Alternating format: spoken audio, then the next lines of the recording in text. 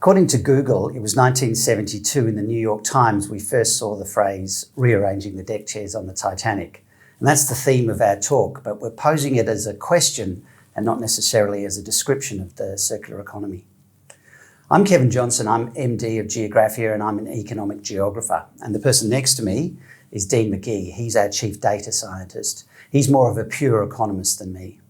Now, it should be no surprise that someone with a science degree would have a different take on the circular economy to someone with an economics degree. But we both agree there are serious problems with our global economy that we must solve.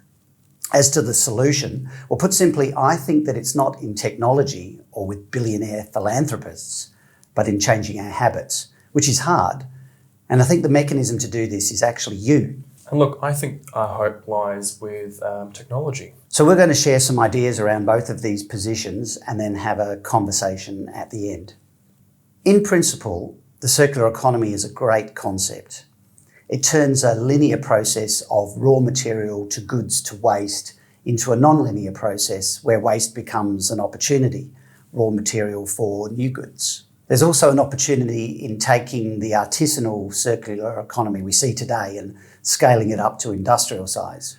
Focusing on these opportunities means we have already implicitly answered a deeper question though, and that is whether our current economic system is sustainable. I know that sounds a little over the top, but it's true. By focusing on opportunities in industrial scale recycling and waste as an input, we've presumed our current economic system is fine and it just needs a bit of adjustment. But because we're not explicitly asking this deeper question, I think we're avoiding a really tough issue. Because a full commitment to the circular economy means changing our expectations, our personal expectations, and not just seek green business opportunities. Unfortunately, the gap in our thinking here is caused by who we are. It's driven by a combination of evolutionary hardware and our cultural software. Nonetheless, I still believe there's a solution to this. But before I get there, I'm going to remind you, and you, Dean, about our problems. So I want to take a look at the planet. We're living a model of existence that is fundamentally unsustainable. Almost everything about us and our footprint on the planet is growing, and we're leaving scraps for the other residents. In fact, we encourage this growth. Most of us want to see more people in Australia or in our municipality. And for those who don't want them, whether we like it or not, we need them because that's what our economy runs on. Even with our technology, the pace of growth is outstripping the capacity of the planet to provide for us. And whatever we dream about Martian colonies, we rely on this planet for everything and will for the foreseeable future, which means we have to live within planetary means. Fortunately, we can now measure these means using metrics like global hectares. And those measures are telling us something that I find quite scary. It is true that we've been able to kick this problem down the road for centuries, either by grabbing some new land or with new technology.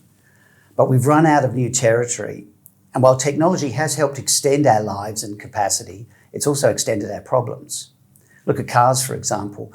Great for getting more of us around more easily and more affordably, but we know they create problems we haven't been very good at solving.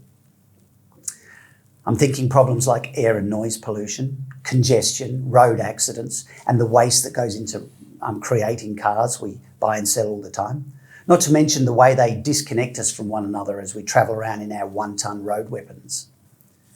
It's true we do eat better, although most of us actually eat too much. But there are some members of the animal kingdom who probably aren't too happy about how much we're eating. And I'll concede that our freshwater consumption is pretty steady on a per capita basis. But it's the capitas that is the problem here. And then we package up that water and that food, those cars, gadgets, fixtures and furniture. And that's a lot of plastic. And we know much of this plastic ends up in our oceans and then into the bellies and the bloodstreams of the sea and bird life and then back into our bodies. The hundreds of thousands of chemical and other pollutants we are dumping into the land, air and water are causing damage we often don't see for years. And then this activity needs more energy, and even renewable energy is not impact-free. Finally, there's climate change. This has feedback effects across the system. Economist William Rees summed this up, saying, Modern techno-industrial culture is systematically, even enthusiastically, consuming the biophysical basis of its own existence. So that's the planet. Are we fixing anything? Is embracing the circular economy in our particular way really fixing these problems? For me, there are two questions we should ask to be certain about this. Obviously, can we fix it? But firstly, we need to ask whether we truly understand and acknowledge the problems. And in my view, the answers to these two questions are, we probably can fix it, but we're not really acknowledging the problem. And until we do, we won't fix it. Sure, we know that there are problems, we acknowledge that. And that's why we're at this conference, and this conference is about the circular economy. But we're still making the basic error of seeing every solution in terms of how it allows us to continue without system change. Recently, I listened to an interview with a high-profile economist. She was explaining how important growth is for lifting people out of poverty. She stated, without doubt, that most socio-economic problems we could imagine were soluble through growth. In a systems view, what she's saying is that we drive growth in the stock of our economy and then just reorganise some of the flows to tackle things like pollution and inequality. But any actual scientist will tell you that pollution and inequality are not bugs, they're features of our system. Our economic system, the one we have, not the one we imagine, is designed to emphasise growth over everything. That's why we obsess about GDP, but don't measure economic well-being, even though we know how to. Take Victoria, where Dean and I live. Our 10-year state infrastructure budget allocates $12 billion to new roads alone, and 1/48th of that for the environment. It's true, I'll concede, we're making some improvements. Switching to renewable energy and EVs are great ideas for many reasons, but do we really believe this will enable continued growth, that there are no costs or trade-offs in doing this? We've built an economy based on excessive consumption, and every day we're inviting 150,000 newborns to join.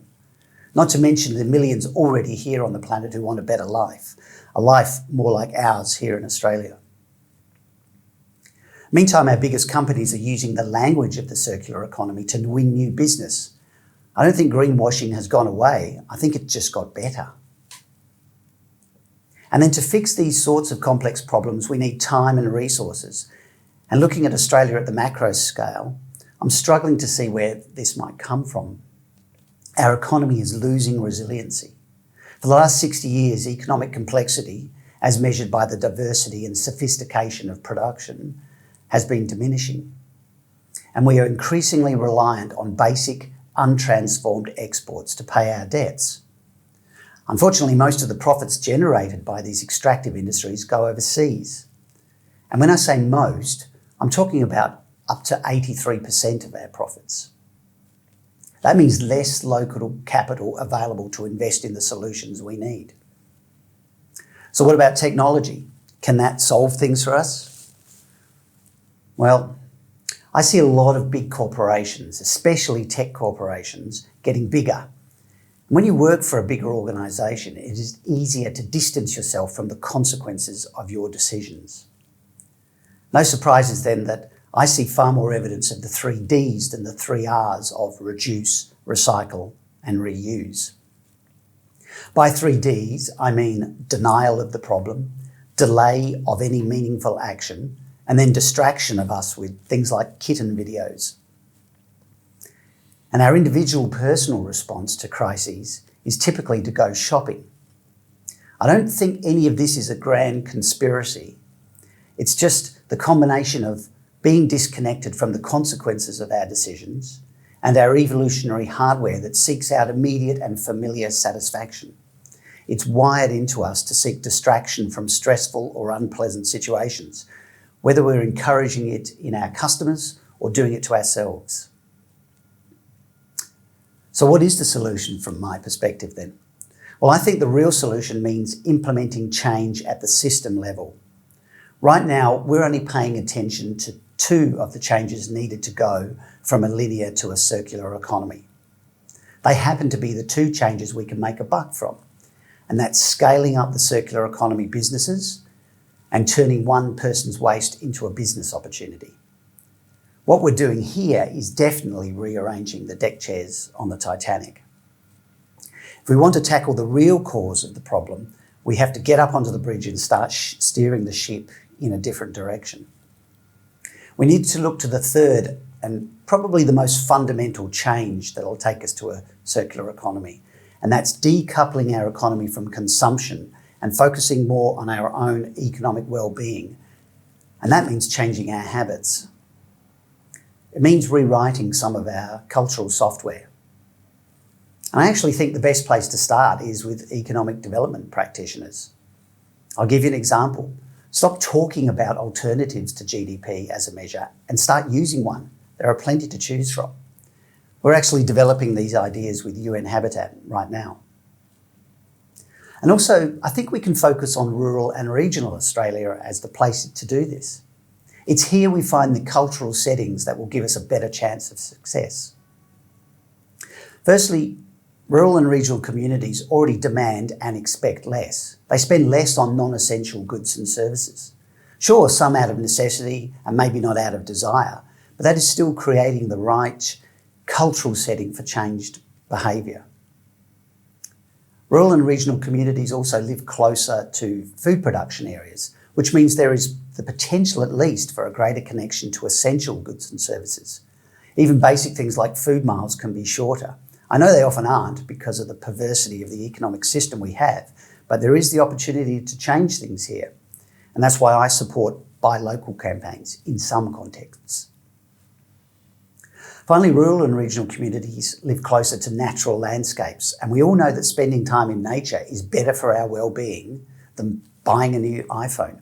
We get happiness from places and people, not from stuff. If we protect what is sustainable and well-being focused in rural and regional Australia, we retain the setting that will help us rewrite our cultural software. And then we can take on all three dimensions of the circular economy. Reuse, yes. Recycle, yep. But also reduce. We'll form new habits and we'll end up creating an economy for the long term. And I believe we'll all be a lot happier for it. And I also don't believe that we can't do this. It's not like there aren't recent examples of transformational change of habit. What do you think, Dean? All right, so if I can clarify your main point there, Kevin, what you're trying to say is that humans really need to change their behaviour in order to get to where we want to go, really. And look, I think that's where my thoughts differ. In my mind, I think humans are incapable of changing their ways. I mean, you only have to look back through history to see plenty of evidence of that. You know, World War I ended in 1918, and we did it all again in 1939. Look at the debacle that carbon pricing has become in Australia. And so I think really the only option we've got left is technology. Not because I'm any sort of techno-optimist, but I think it's the only card that we've actually got left to play. And I think it's possible that it's the only thing that will give us a win-win outcome. So we'll get better outcomes for consumers and businesses, but also a better impact on the environment. So can we really rely on this technology? And I think there are lots of reasons to be optimistic. Technology tends to surprise us. It grows exponentially and not linearly. So you get one breakthrough that leads to another, which leads to others, and that creates a positive feedback loop. And soon you get an entire sector that's really moving forward. I mean, if we think back to the 90s, who would have thought that we'd be having this conversation today over the internet? And for that to happen, the invention and the adoption of personal computing had to happen.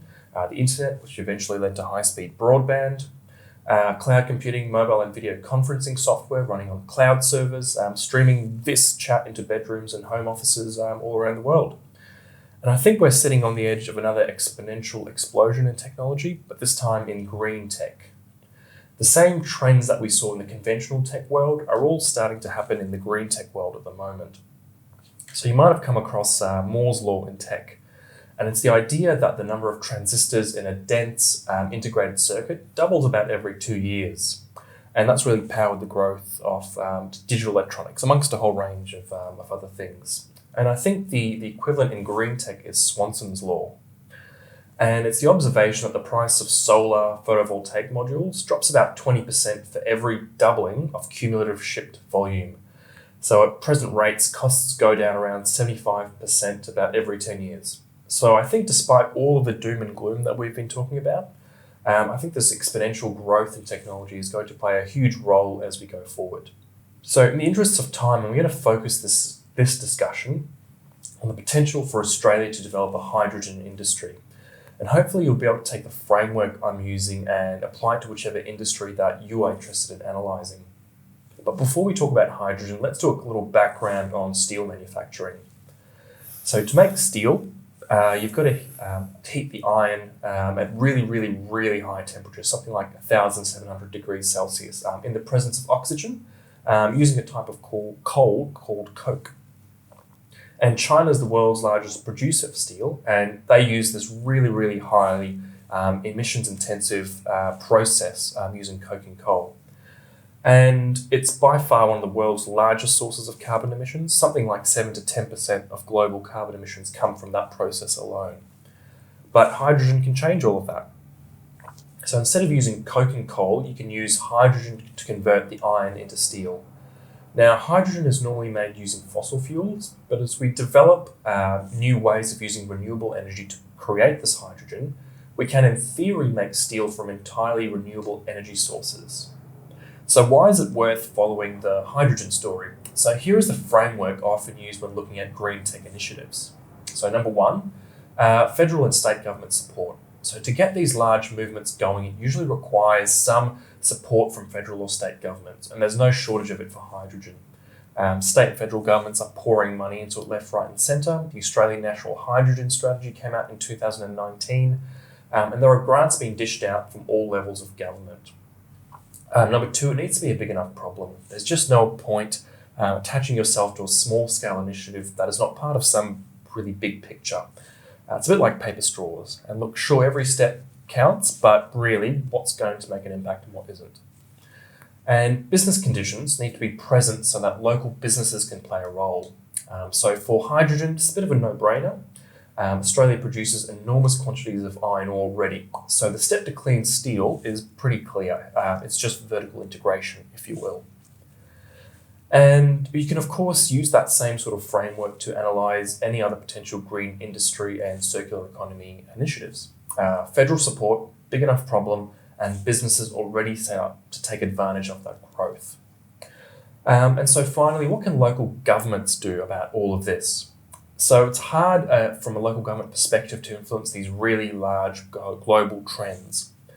But what you can do is identify these mega trends and help a lot of local businesses make the most of it. I think that's really the role that local governments should play. If we go back to hydrogen for a minute, and we see all the downstream industries that will be positively affected, from industrial plumbers to fitters, and of course any business supplying the natural gas industry, they can easily pivot to supplying the hydrogen industry. They use very similar skill sets and components. So really, it's all about identifying those large trends and then looking at your current and emerging businesses to see how they can take advantage of this new technology wave. So look, Kevin, that's my take. I think there's actually a lot to be optimistic about. I think we've just got to do a lot of work in order to make it happen, though. Okay, well, that's interesting, Dean. I want to be optimistic about this as well. I mean, we are in a tech company, basically, so it's a pretty compelling argument. I'm not sure I'm completely convinced. I do feel still we need to change behaviour in some form or another, but hopefully there are some opportunities. And so, well, thanks for your time.